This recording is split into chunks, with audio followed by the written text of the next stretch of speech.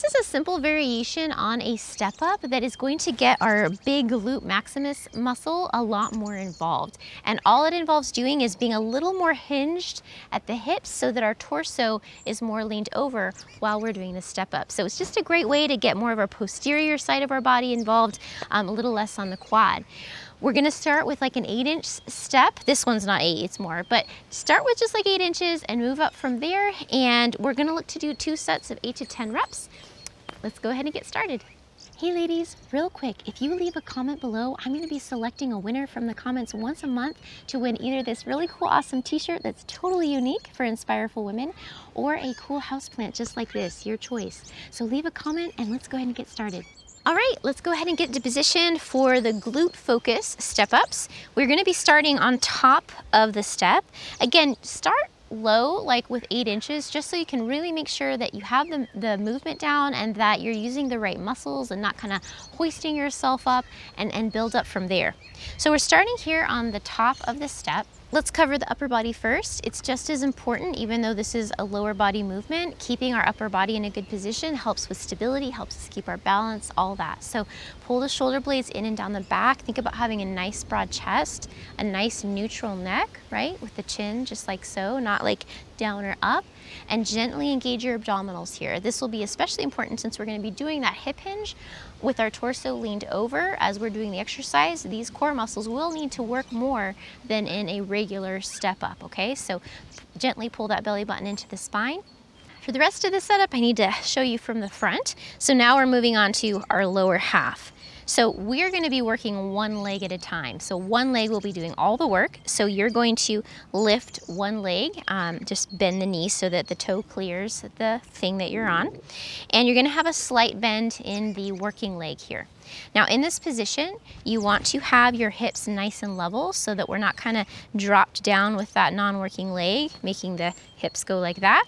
And we also don't want to be kind of riding that non-working hip up either to make it easier. So we want to keep everything nice and still like this. This non-working leg is not touching the working leg. Another little interesting tidbit here is that you want to try to keep your kneecap in line with your second and third toes, okay?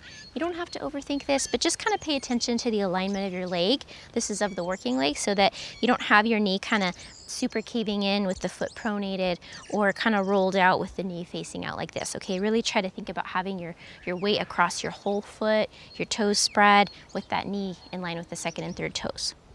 Hi, I'm Razel. If you're a woman in your over 40s like myself and you've been wanting to get into strength training but up to this point have felt kind of intimidated about it, worried that you wouldn't do it right, worried you'd hurt yourself, I really try to break these movements down for you here on YouTube, not only to show you how to do it, but over on my website I also cover things like common mistakes, how to make the movement easier, how to make it more difficult. If that sounds good to you and you like my style of teaching, come on over to my website at inspirefulwomen.com. Okay, we are ready to do the movement. I'm kind of overthinking, like there's so many different little things to show you from different angles and I'm like overthinking what order to do it in, but I'm just gonna proceed, okay? So I'll start with my working leg facing you. And the goal here is that we will be bending a lot at the hip, knee, and ankle of this working leg. So that's what's going on. And again, because this is a glute focus, we're kind of going like deadlift style here. So kind of what makes the glutes working in a deadlift is that the torso leans over a lot. A hip hinge means that the torso comes down, right? Versus the thigh coming up to cause that crease. So this torso comes down, that works this muscle here. Especially when we come up, right? Then that muscle is contracting to bring us back up. So that's why this all works here. So here we are on that one leg. You're going to hinge at the hips, bringing that torso down, keeping a neutral spine.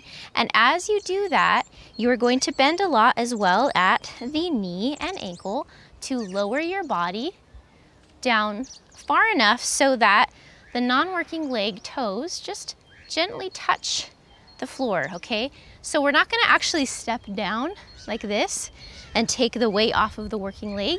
You can do that, but we really want to keep that tension on the muscle. And with this exercise, this will be a good thing to do, to just bend and just touch gently with the toes and then stand back up, okay? So I'm gonna just keep this up here a little bit. You can have your hands here on your hips if you want to kind of monitor. I'm gonna show that to you from the front in a minute, why that matters. Or they could just be down at your sides or here. This can sometimes help you keep your balance, having your arms out to the front of you, okay? So here we are, hinge at the hips, bend at the hip, knee, and ankle, go down far enough so that your toe touches the ground. And then we're gonna use a lot of this muscle here to contract and squeeze and bring you back up to standing, okay? Where we have no crease in our hip now. Our leg is nice and straight for the most part, and that's at the top.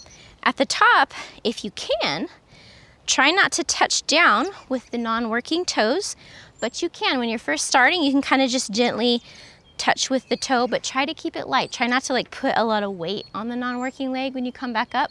We're really trying to just make this leg do all the work, right? So let's go ahead and do a few together here from this angle.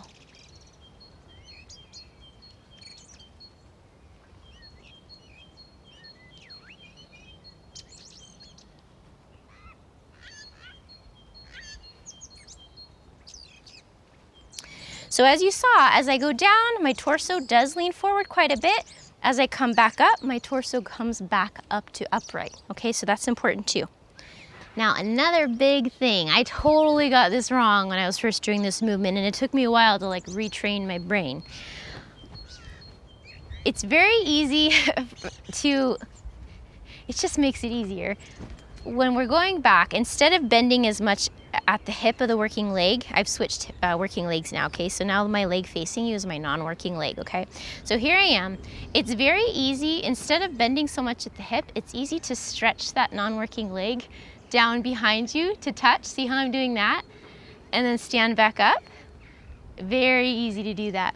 Try to avoid that, because when we do that, we're not actually working that standing leg, right? We're just kind of bending less. So we have that bent leg.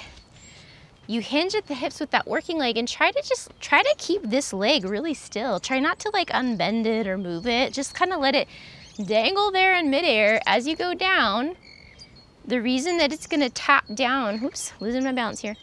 The reason it's gonna tap down to the ground is because of bending here at the hips of that, more at that working side, right? So I'm gonna show that to you from the front also in a second. And even now I have to pay attention to myself and make sure that I'm not like stretching that leg out behind me. Now that exact thing I can show you from the front as well, and you'll see a couple different things. So when I go down, if I'm doing that whole stretching my non-working leg back instead of bending as much at my hip here, that'll kind of look like this, okay? Just see if you can get my hands out of the way so you can see. So I'm stretching my leg back. I'm not really bending at the hip that much. If you notice, my leg's not that bent. So these muscles are not really working through much range of motion. So first of all, that's not super helpful. And then the other thing is when you stretch your leg back behind you, take a look at what happens here at my hips. This should be parallel to the ground, both hips. When you stretch the leg back, what happens? This hip drops, right? So now my hip is dropping and my hips are like this. So you want to avoid that. This leg, again, is kind of dangling in midair. We've got the sides of this glute muscle of the working leg working to keep the hips level while this leg is in the air. And we want to keep it that way. Bend a lot here at this working hip. Keep that leg bent and keep those hips level, right? Make sense? Let's go ahead and do a few from this angle here. I'm gonna switch to my other leg. Need a little break. All right, here we go.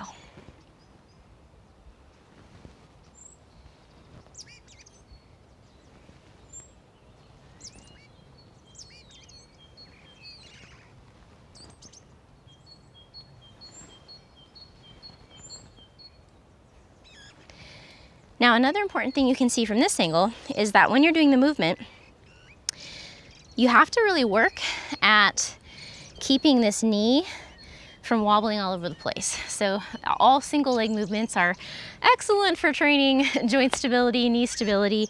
So you're gonna have to work at that as you bend. Like as you fatigue, you might notice your knees starting to go all over the place, right? Now, if you're struggling with this, To start, we got to break into things slowly, right? So first of all, having a step that's not too high.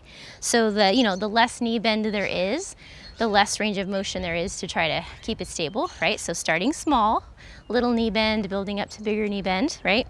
Other thing is wearing shoes will be more stable. It's great to work up to being able to do this barefoot though, but that may not be the right starting place if things are super unstable, right? So shoes will help as well. And yeah, mainly those two things.